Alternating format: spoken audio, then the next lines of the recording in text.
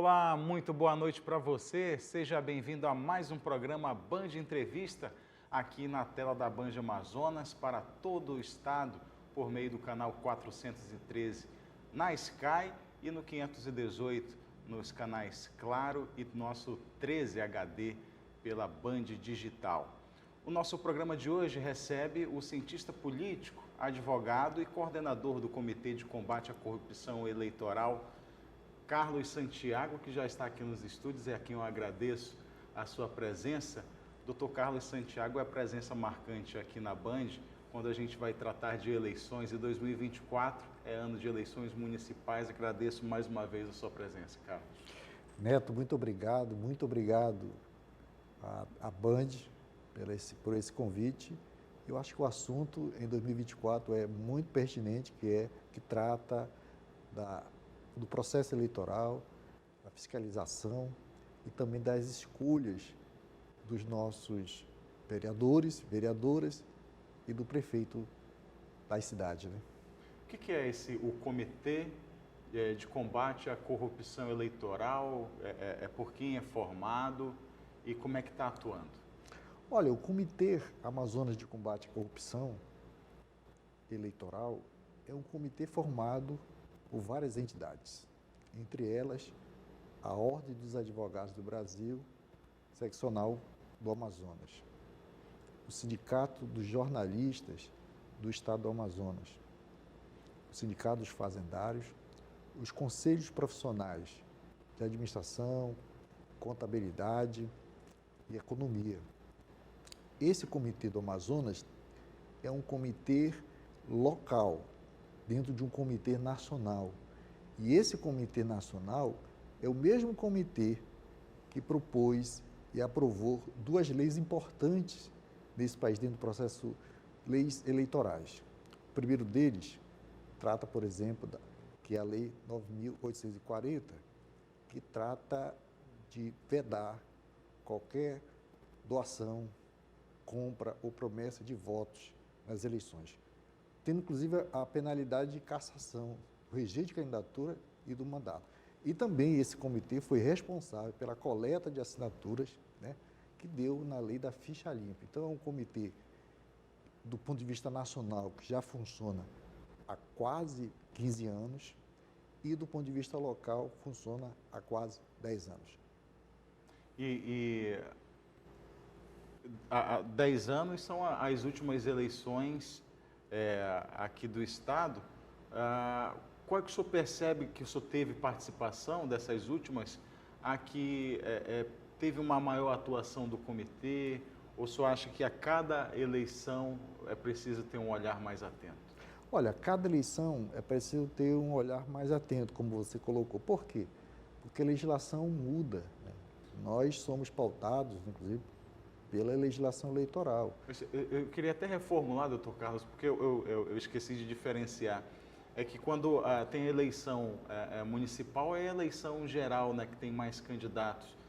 A geral, por ter mais candidatos, é a municipal por ter a questão do vereador muito próximo da comunidade. Eu queria que o senhor trouxesse para a gente a diferença de cada uma delas e da atuação do comitê em cada uma.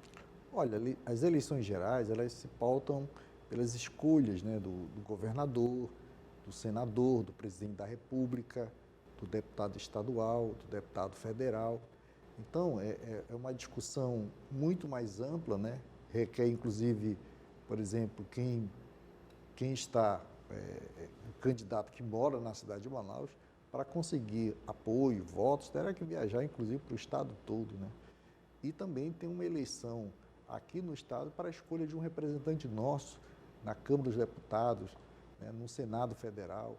Nós temos um governador de estado que representa o estado nas reuniões com a presidência da República, né, uma relação com outros estados. Quer dizer, então, há um nível maior, né? As eleições são gerais, são outros cargos, são vários cargos em disputa.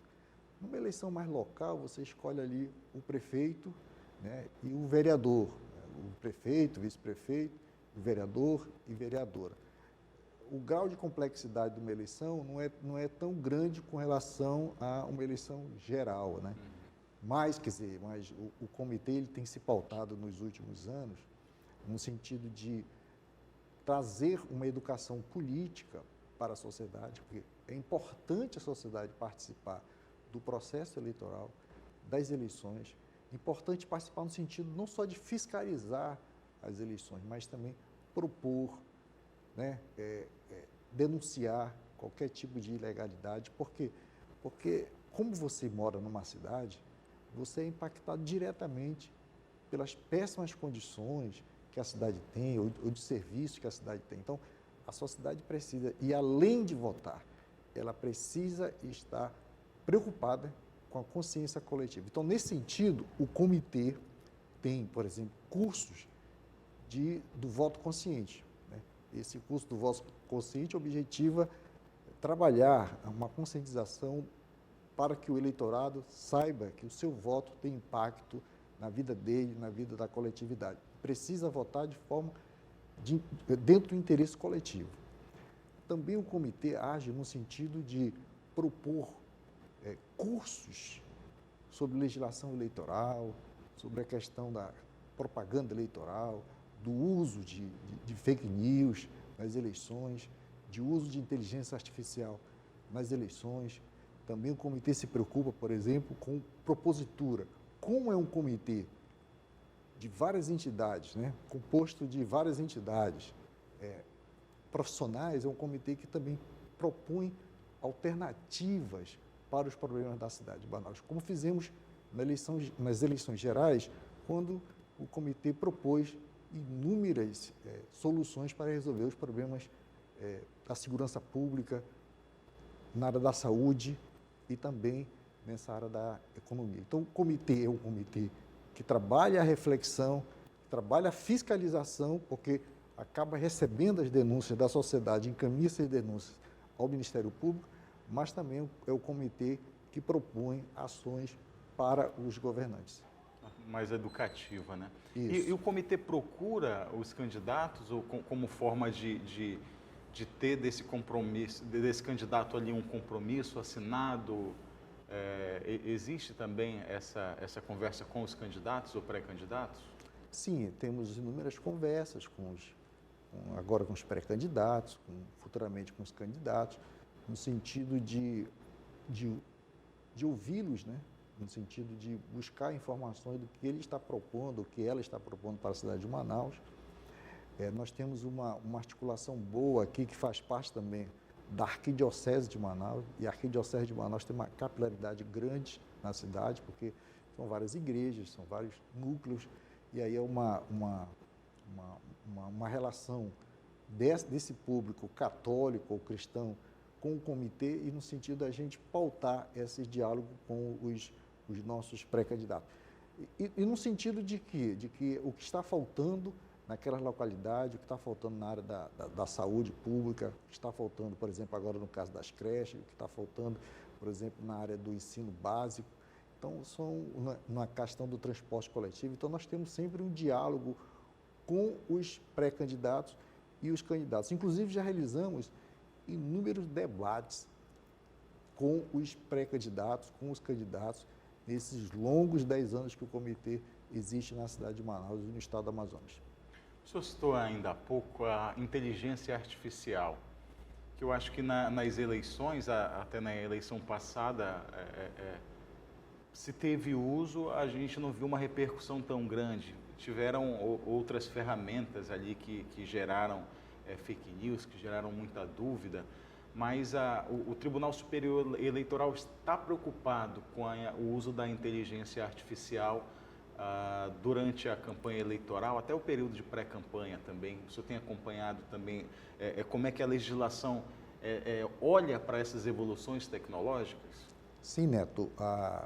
Há minutas, né, hoje sendo debatida, vai começar dia 23, dia 24, dia 25, né, esse mês, com a sociedade, minutas de resoluções por parte foi colocada aí pelo Tribunal Superior Eleitoral, e um dos itens lá dessas resoluções trata da questão da inteligência artificial. A proposta do TSE é uma proposta interessante. Coloca da seguinte forma: olha, o uso de inteligência artificial para o bem, para melhorar a relação do candidato com o eleitor, com a sociedade, melhorar a comunicação, né, melhorar o aspecto visual da campanha, isso é aceitável.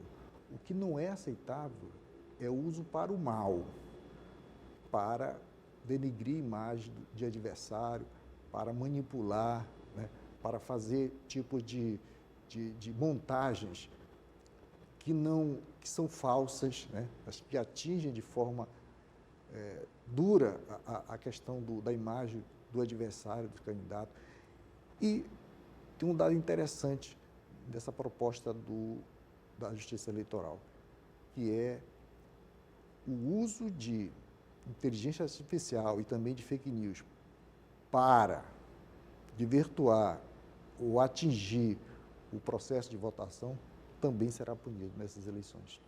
E a gente tem acompanhado, é claro que tem aquelas montagens que são fáceis de saber que é um rosto colocado, né, no corpo de outra pessoa, ou que aquela fala ali não está tendo uma dublagem. Agora, a inteligência artificial nos tem colocado aí amostras de que é impossível, a olho nu, para um leigo, identificar o que é fato e o que é fake em um vídeo, né? Até na fala de uma pessoa. Inclusive, essa é a preocupação da Justiça Eleitoral, a ponto dela indicar que no uso de uma inteligência artificial, né, os usos desse mecanismo de informação mais sofisticados, né, de uso desses mecanismos sofisticados de informações, fique bem claro para a sociedade, para a Justiça Eleitoral, que tipo de instrumento está sendo utilizado. Quer dizer, como eu frisei aqui, que é o entendimento da Justiça Eleitoral, pela resolução que está sendo discutido, que vai ser discutido nessa semana. É possível o uso de tecnologias para melhorar a comunicação, melhorar o desempenho do candidato, trazer mais clareza, né, na abordagem do candidato com a sociedade. Ninguém pode ficar à margem disso. Agora, o uso disso, essas tecnologias, da inteligência artificial, para cometer ilegalidades, esse tipo de ação será combatido pela Justiça Eleitoral. Eu lembro do prefeito de Manaus, Davi Almeida, que no fim do ano agora, do fim do ano de 2023, foi a Polícia Federal reclamar de um áudio que foi divulgado nas redes sociais, atribuída a ele, a voz dele, reclamando dos professores.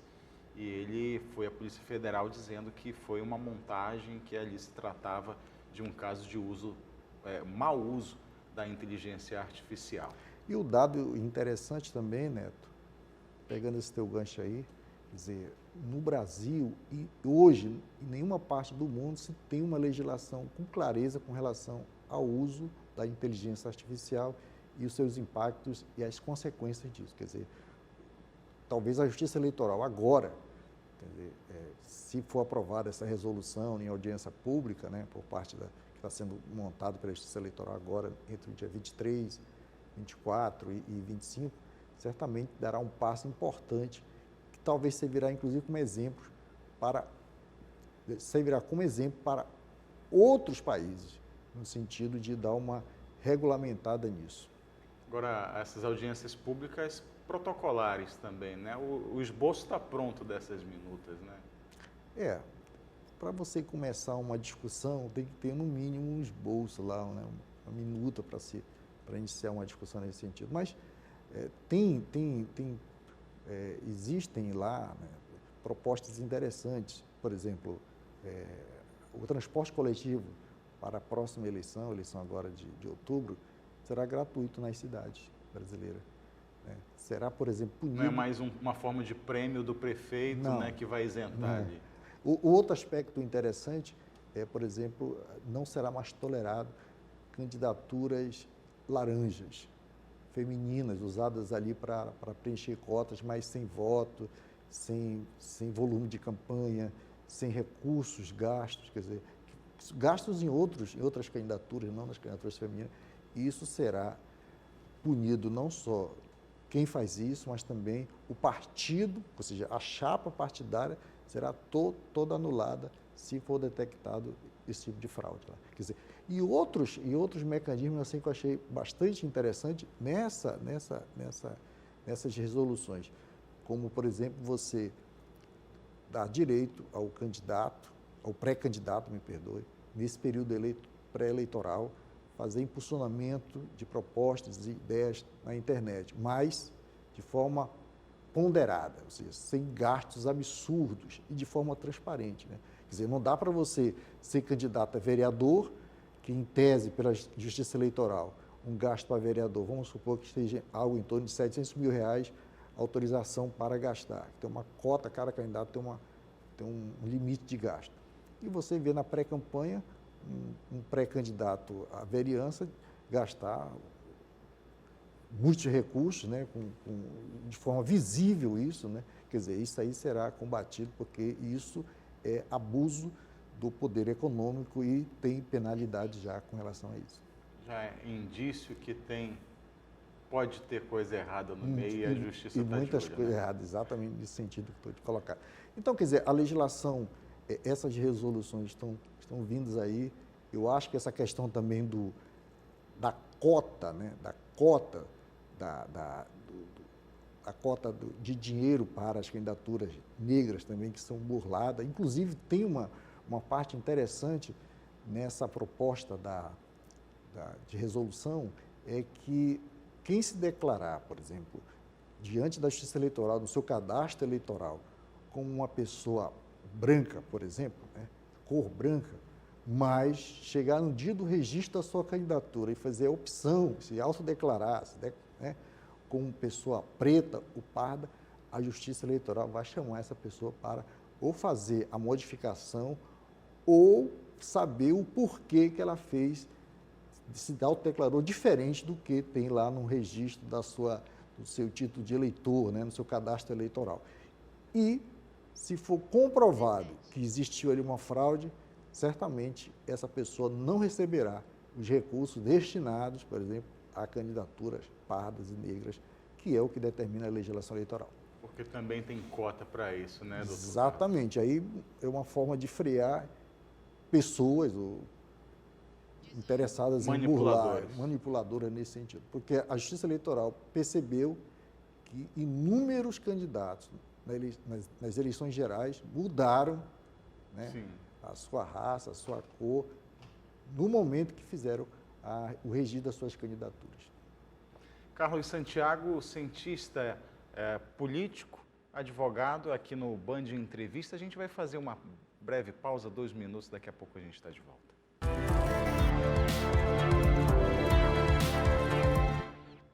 De volta com o Band Entrevista aqui na tela da Band Amazonas, tratando de eleições 2024, recebendo o cientista político Carlos Santiago, que é advogado e coordenador do Comitê de Combate à Corrupção Eleitoral. Doutor Carlos, ano de 2024, olhar agora aqui para a nossa capital amazonense, a atuação do comitê ela é bem forte aqui na capital porque as eleições sempre mexem bastante, não só com a população, enfim, mas movimentam todo o cenário econômico, vários nichos aqui, né? Muitos candidatos aí, pelo menos uns 9 já listados em pré-candidatos, né, por enquanto, listados nas pesquisas eleitorais. Essa eleição de 2024 promete, né? Olha, promete muito, Neto. Será uma eleição dificílima, porque existem vários grupos políticos fortes. Tem um atual prefeito, que é candidato à reeleição, tem o grupo do governador do estado, tem um grupo ali da Federação do Cidadania e PSDB, que está ali capitalizado ali pelo Amon Mandel. Temos ali também um grupo de pessoas ligadas ao ex-presidente Bolsonaro, que está ali, o capitão Alberto Neto, Menezes. Tem ainda aí o ex-deputado Ricardo Nicolau. Tem um pessoal ligado ao Lula, né? A Federação PT, PV, PCdoB. Temos aí, por exemplo, outros nomes, né, que o PDT vai lançar. Quer dizer, então, será uma eleição dificílima, né? E aí vai ganhar quem tiver mais capacidade de comunicação, de articulação e de entender a cabeça do povo, da sociedade. Eu acho que isso aí seria interessante. E é importante também porque a sociedade participar, viu, Neto? Porque nós vivemos numa cidade de 2 milhões de habitantes, é a quinta cidade mais rica do país, uma cidade que tem problemas seríssimos, né? Transporte, tem problema na questão da coleta, destinação do lixo, mas são problemas, por exemplo, na questão das creches, mas são problemas que se não se resolve somente numa gestão e somente com a prefeitura. Tem que ter uma integração entre os poderes, o poder estadual, o poder federal, porque isso requer recursos enormes para você resolver os problemas da cidade de Manaus. Então, você precisa saber para que lado a cidade vai, você precisa melhorar esse ambiente social da cidade, essa questão ambiental pouco discutida numa cidade dentro da Amazônia, mas isso tudo requer relação com os governantes e, acima de tudo, cobrança da sociedade e também participação ativa da sociedade no processo eleitoral. O comitê faz essas propostas para os governantes, ouve a sociedade, inclusive o Sindicato dos Jornalistas Profissionais do Estado do Amazonas é a sede do comitê que está para receber as denúncias denúncias de irregularidades eleitorais, mas também é um espaço de discussão de ideias e de propostas. Eu acho que Manaus é uma cidade que precisa ser amada por todos, por quem nasceu nessa cidade, quem escolheu viver nessa cidade, vai escolher os novos 31 vereadores, né, da cidade esse ano, vai escolher o prefeito, o vice-prefeito, e quem ama essa cidade tem que ficar muito antenado para discutir quem é melhor para governar, quem é melhor para decidir os rumos dessa cidade.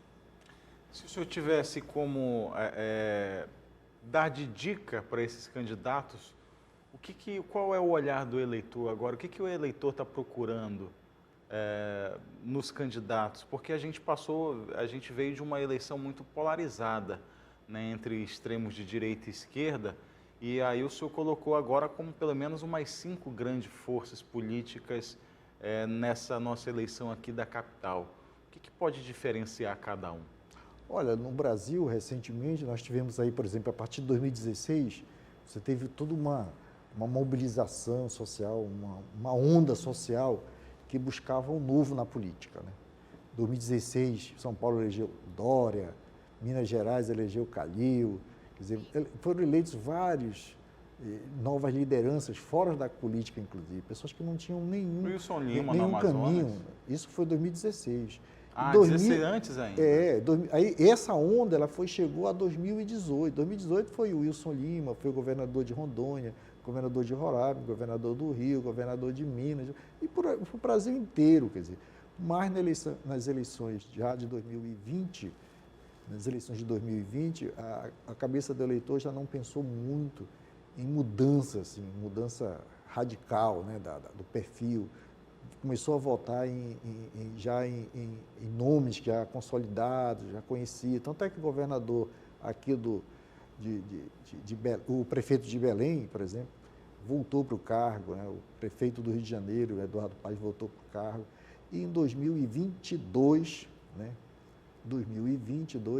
nós tivemos aí praticamente a reeleição de todos os candidatos ao governo do Estado, foram reeleitos no país todo, pelo menos dois nomes não foram reeleitos, mas por uma circunstância ali muito regional, mas essa onda nacional foi uma onda de reeleição. Então, nesse momento, nós estamos procurando assim, identificar como é que vai ser a cabeça do eleitorado, não só do Amazonas, mas das cidades, no sentido de qual será a melhor escolha, se é pelo continuismo, ou se é por uma mudança radical, ou se é por um meio termo ali, numa mistura entre alguém com um certo lastro administrativo, mas também com um certo espírito de renovação. Então, nós estamos aguardando um pouco nesse sentido. Na cidade de Manaus, como você bem colocou, e você fez uma colocação para mim bem objetiva, dizer, na cidade de Manaus, você não percebe essa polaridade que tem no âmbito nacional. Você tem, assim, muita gente se declarando favorável ao ex-presidente Bolsonaro, mas, por outro lado, qual é a força política aqui da cidade de Manaus que faz esse contraponto? Você não percebe. Os partidos, chamados partidos mais progressistas, mais próximos do atual presidente, você não vê tanta força política como tem as pessoas próximas do ex-presidente Bolsonaro. Estou falando que o presidente Bolsonaro tem uma relação boa com o governador, até tem uma boa relação com o prefeito da capital votou nele na sua reeleição, ele tem o ex-prefeito da capital tem uma relação, o Arthur Vigílio tem uma relação com o ex-presidente da República, os vereadores, a maioria tem uma relação com o ex-presidente Bolsonaro, na Assembleia, mas, por outro lado, você não vê uma força mais consolidada ali na cidade de Manaus que possa fazer um contraponto para existir uma polaridade entre bolsonaristas e lulistas na capital. O ex-presidente Bolsonaro tem muito carisma, né? E tem um público muito fiel, né? Tem um eleitorado muito fiel às propostas da direita. E tem até uma disputa interna dentro da direita para saber quem vai ser o cabeça de chapa, né? Pois é. Em tese, como ele não foi reeleito, como ele está inelegível do ponto de vista da justiça eleitoral, pode ser que isso mude, né, outras decisões. Mesmo assim, quer dizer, existe grupos políticos na cidade de Manaus e no estado do Amazonas, né, que estão interessados nesse apoio do ex-presidente Bolsonaro, que acha que ele tem uma força eleitoral muito forte na cidade de Manaus. Isso, inclusive, pode ser objeto de estudo da ciência política, porque tem muita força o presidente Bolsonaro na cidade de Manaus. Alguns indicam que é porque existe uma comunidade cristã, uma comunidade evangélica muito forte na cidade. Mas vamos analisar melhor e esperamos que o eleitor, que a eleitora, que todos votem em alguém que, de fato, busque a melhoria da qualidade de vida de quem mora na cidade de Manaus. Doutor Carlos, até entre os dias 6 a 8 de agosto, a Band mais uma vez deve sair na frente e ser a primeira a realizar os debates com os candidatos à Prefeitura de Manaus. É ainda uma boa opção para o candidato participar de debates? É uma oportunidade excelente para todos os candidatos, porque ali você vai estar não atrás de um marketing político, atrás de uma vinheta, de uma inteligência artificial. Você vai estar ali diretamente expondo, se colocando diante do eleitorado, né, para debater assuntos importantes. Quem não gosta de debate, certamente não gosta de ser questionado, né?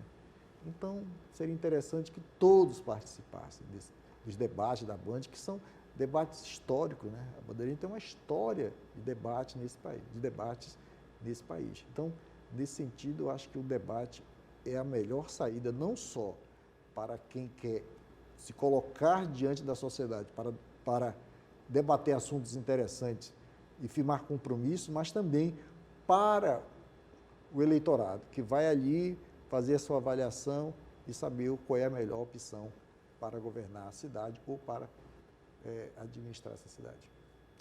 Dr. Carlos Santiago, cientista político, advogado, coordenador do Comitê de Combate à Corrupção Eleitoral do Amazonas. E para deixar uma dica de leitura aqui, Debate na Veia, nos bastidores da TV, de Fernando Mitre. Uma boa leitura, procure que você vai gostar. Obrigado, Dr. Carlos, pela presença. Muito obrigado. Como sempre, estou muito feliz aqui na Band. Seja bem-vindo e já esteja convidado, viu, para voltar mais vezes aqui. A gente vai ter bastante oportunidade para conversar em 2024. Um abraço aí, tudo de bom. Para você, uma boa noite. Obrigado pela audiência. O Band Entrevista volta no próximo domingo. Até lá.